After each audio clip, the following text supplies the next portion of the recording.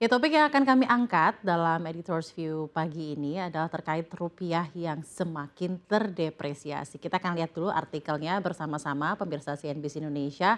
Seperti apa sih kira-kira yang ada, dan untuk mengulas isu ini tentunya kita akan berbicara dengan beberapa analis dari CNBC Indonesia. Namun kita lihat di sini pertama untuk temanya hari ini akan kita bahas adalah rupiah terdepresiasi atau tembus ke level 15.600. 5 ekonom top buka suara. Kenapa sih bisa sampai ke level ini? Dan untuk membahas mengenai isu ini, kita juga akan membahasnya bersama dengan editor dari CNBC Indonesia dan juga analis dari CNBC Indonesia. Kita juga akan lihat untuk beberapa hal lainnya di sini.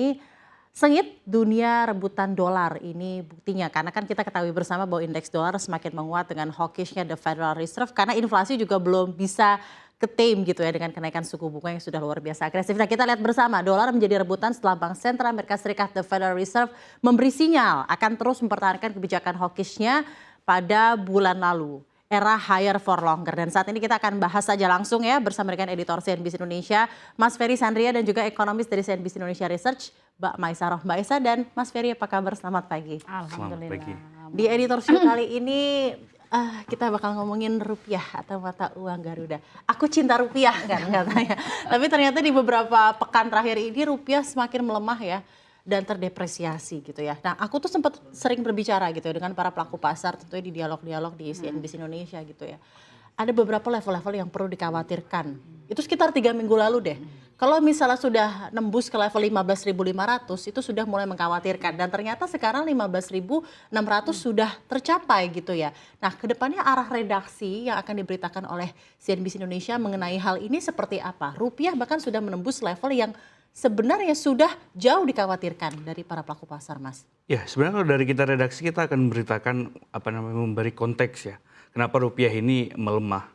Apa driving force di belakangnya gitu. Jadi yang ini nggak serta-merta ujuk-ujuk ya udah kayak yang rupiah melemah aja gitu. Pasti banyak kan, apakah ini kondisinya itu terisolir hanya di Indonesia doang, Ya. atau ini bagian dari yang ekonomi global secara keseluruhan. Dan kita juga bakal memberitakan bagaimana dampaknya apabila misalnya rupiah melemah lebih dalam lagi, bagaimana pengaruhnya ke pasar saham atau ke industri-industri khusus gitu ya, yang memang mungkin sangat berpengaruh dengan pelemahan atau penguatan dolar begitu. Jadi lebih ke arah itu. Jadi arah-arah yang objektif ya sebenarnya tentang apa sih yang akhirnya disebabkan oleh rupiah yang melemah ini gitu ya. Namun di satu sisi mungkin aku sekarang akan ke Mbak Esa gitu ya langsung ya.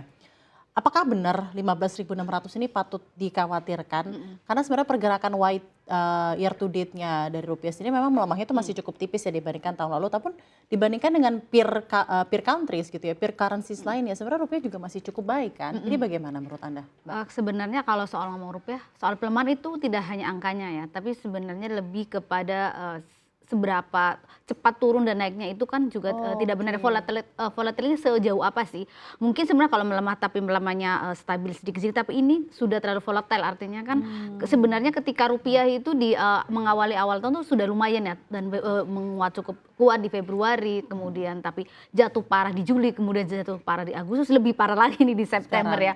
Artinya bahwa kalau terus-terusan melemah dalam waktu cepat dan selisihnya itu lumayan besar, karena rupiah sempat tembus sempat 14.600 loh tahun ini ya di April. Kemudian kita justru kebalikannya menjadi 15.600. Artinya ini sudah turun sekitar 6%, jauh sekali dibandingkan April. Padahal kalau kita masih sepanjang tahun ini, artinya bahwa ini harus diwaspadai adalah soal volatilitasnya, karena pengusaha juga pasti harus menghitung ya.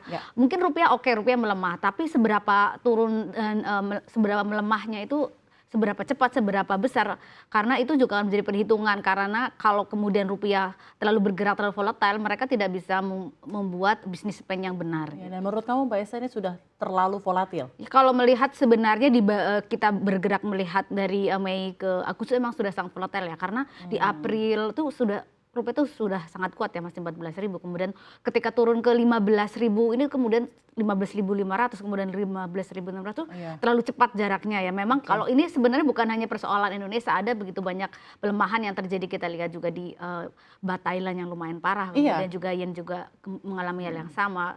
Tapi Lira Turki kalau nggak salah 40% iya juga, tuh tapi kalau depresiasinya. mungkin kita kalau lira Turki kan agak berbeda ya Nggak ASEAN persoalannya ya, countries ya. karena persoalan inflasi yang sangat tinggi. Sebenarnya kan kalau kita lihat inflasi kita jauh bergerak Baik. menurun jauh Ya. lebih baik daripada ekspektasi. Ya. Artinya secara internal pertumbuhan kita juga baik-baik saja. Artinya sebenarnya ada persoalan lain loh yang harus kita lihat. Mungkin kan bukan persoalan ekonomi, mungkin politik, mungkin ya Oke. kita Tapi kan akan banyak melihat di yang bilang sana. juga rupiah sebenarnya secara fundamental bagus, tapi Iya kan karena betul. indeks dolarnya menguat, rupiah jadi terdepresiasi. Nah, tanggapan Anda bagaimana? Apakah memang fundamental rupiah sebenarnya memang bagus, ataukah sebenarnya juga dengan volatilitas yang tinggi ini mencerminkan bahwa oh ternyata fundamentalnya tidak sebaik itu gitu Mbak Esa untuk Kalau rupiah? kita lihat sebenarnya kalau fundamental dari sisi mungkin pertumbuhan ekonomi oke ya, dari sisi inflasi juga oke, tapi mungkin kita lihat agak ekspor nih. Mungkin ekspor kan kita lihat harga komoditas sudah mulai menurun. Ya. Artinya bahwa kalau komoditas menurun itu sokongan dolar, pasokan dolar ke kita melalui Ya. ekspor itu akan juga melemah ya. Ini yang mungkin menjadi kekhawatiran. Karena kemarin pun transaksi berjalan kita sudah defisit ya, dan Ya. NPI kita juga defisit nih. Double defisit itu adalah hal yang mungkin kalau investor melihat, waduh ini udah zona merah nih, harus dilihat ini sudah bahaya berbandingkan kita tahun lalu tuh semuanya sangat positif ya.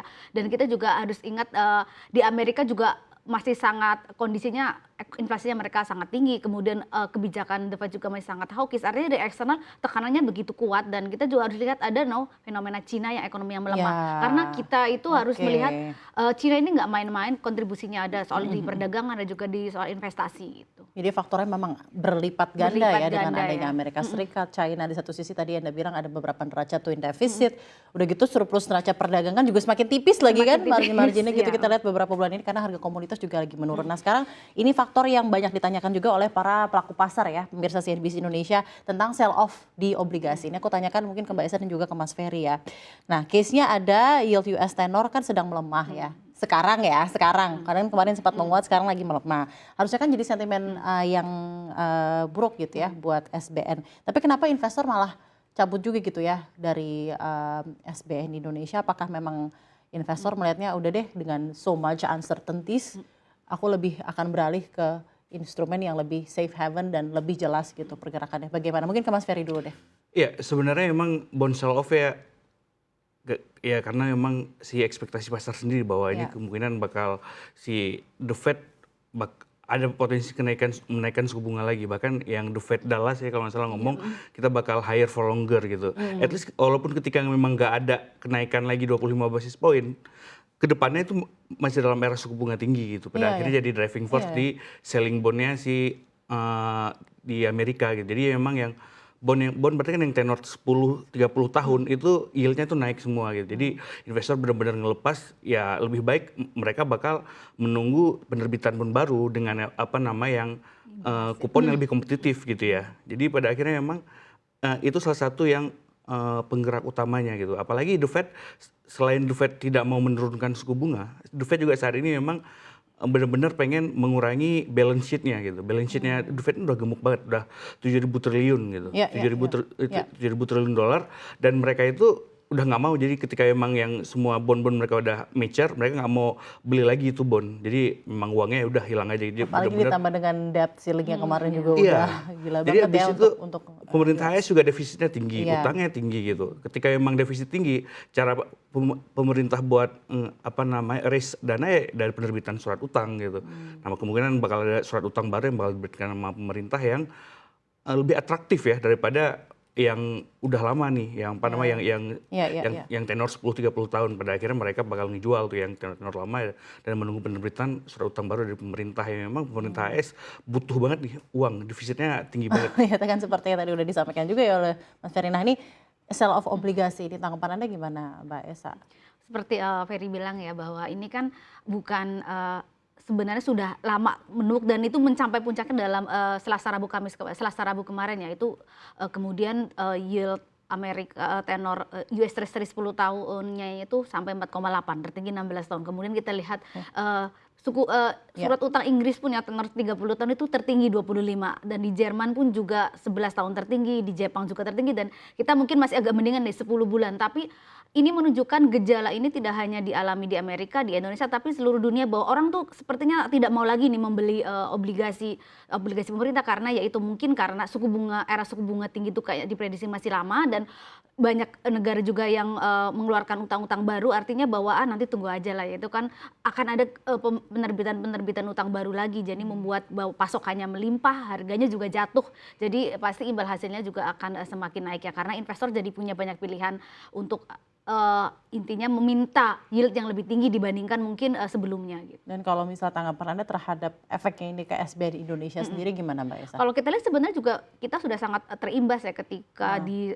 Selasa atau Rabu kemarin itu sudah tertinggi sejak sekitar November, artinya sudah 10 bulan ya, dan kita lihat di lelang pun sangat kecil nih ya, walaupun sebenarnya minatnya ada, tapi yang diminta yield itu sangat tinggi, karena itu kemudian dari investor asing, pemerintah mampu membukukan penawaran 2,7 triliun ya di lelang Sun kemarin, tapi yang diambil itu 164 miliar, itu dalam data CNBC tidak pernah ada ya, mungkin dalam 4 tahun terakhirnya sangat rendah, karena yield yang diminta tuh mereka sudah sangat tinggi, sudah di angka 7%, bandingkan dengan penerbitan lelang sebelumnya yang hanya 6,8. Artinya intinya investor tuh seperti agak sewenang-wenang juga gitu ya Mbak Beri ya, untuk karena melihat karena memang kebutuhannya tinggi juga kencang banget jadi gitu ya, dan wah, ini kekhawatirannya nih saya terasa minta yield banget tinggi gitu nih. ya. Maksudnya kalau memang dibandingkan sama penerbitan bond yang di Amerika atau negara lain gitu, ya wajar kalau investor meminta yang lebih tinggi gitu. Mereka negara-negara lain mungkin triple A, double A gitu. Kita yang ratingnya kayak gini gitu ya, bergeningnya mereka begitu. Bergeningnya tinggi ya, no wonder, karena memang uncertainties lebih tinggi, dan with every high risk ada high kompetisinya profit untuk gitu kan mendapatkan harapannya investor dalam itu sudah sangat tinggi, mau nggak mau